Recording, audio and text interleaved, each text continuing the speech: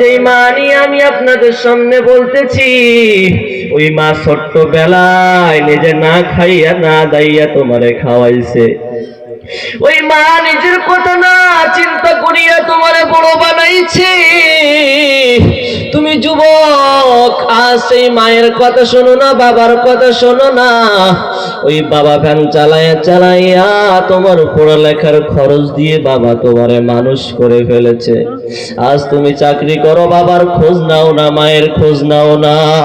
আরে নবীর উম্মতের দল, হাত পায়ে ধরে বলি, ওই মায়ের কাছে গিয়ে ক্ষমা চাইবি, মা আমারে মাফ করে দাও, ওরে মা আমারে মাফ করে দাও, অনেক অপরাধ করে ফেলেছি। আরে নবীর উম্মতের দল, ওই মায়ের কাছে গিয়ে যদি ক্ষমা চাস, ওই মা তোর জন্য রহমতের দোয়া করে দিবে।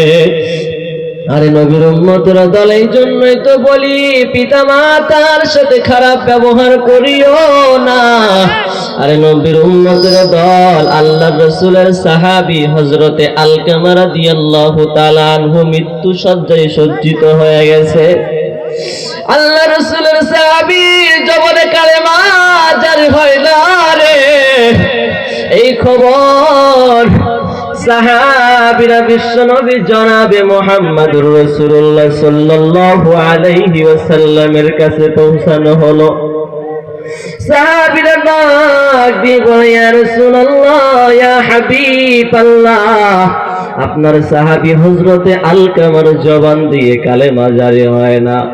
ইয়া রাসূলুল্লাহ, ইয়া হাবিবাল্লাহ, আপনি উপায় বলিয়া দেন। আল্লাহ রাসূল ডাক দিয়ে বলেন, ও সাহাবারা শোনো, যাও যাও যাও, তার মায়ের কাছে যাও, তার মায়ের কাছে যাইয়া বলো আলকামার যেন ক্ষমা করে দেয়। সাহাবীরা আলকামার মায়ের কাছে যাইয়া বলো, আলকামার মা, আপনার সন্তান হযরতে আলকামার জবান দিয়ে কালেমা জারি হয় না, আপনি যদি তারে ক্ষমা করে দেন, বিশ্বনবী বলেছেন তার জবান দিয়ে কালেমা জারি হয়ে যাবে, আপনি তারে ক্ষমা করে দেন। আলকামার মা বলে, না না, আমি আমার সন্তানকে ক্ষমা করব না, কারণ আমার সন্তান আমার মনে কষ্ট দিয়েছে, ব্যথা দিয়েছে, আমি মা নিজে সেইটা সহ্য করতে পারি নাই রে। আরে নবীর উম্মতের দল, সাহাবীরা বিশ্ব নবীর কাছে যাইয়া বলে, ইয়া রাসূলুল্লাহ, ইয়া হাবিবাল্লাহ, আলকামার মা তো ক্ষমা করতে চায় না, কি করব বলেন। আল্লাহর রাসূল ডাক দিয়ে বলেন, সাহাবীরা রে শোনো, আমি তার মায়ের কাছে নিজে যাইতেছি, দেখি তার মা ক্ষমা করে কিনা। বিশ্বনবী নিজে যাইয়া বলে, আলকামার মা,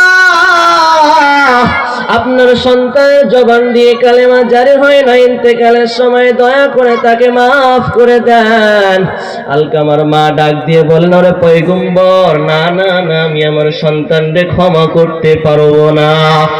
বিশ্বনবী ডাক দিয়ে বললেন, সাহাবারা রে, আগুন জ্বালাও, আগুনের মধ্যে আলকামারে জ্বালায়া দে, তার মা যখন ক্ষমা করবে না, আমি রাসূলুল্লাহ তো কিছু করতে পারবো না। আরে নবীর উম্মতের দল, আল্লাহ রাসূলের কথার পর আলকামার মায়ের চক্ষু দিয়া পানি পড়া শুরু হয়ে গেল। আলকামার মা ডাক দিয়ে বলেন, ওরে পয়গম্বর, আগুন জ্বালানো লাগবে না, আমি ক্ষমা করে দিলাম, কারণ সন্তানের কষ্ট সহ্য করতে পারবো না।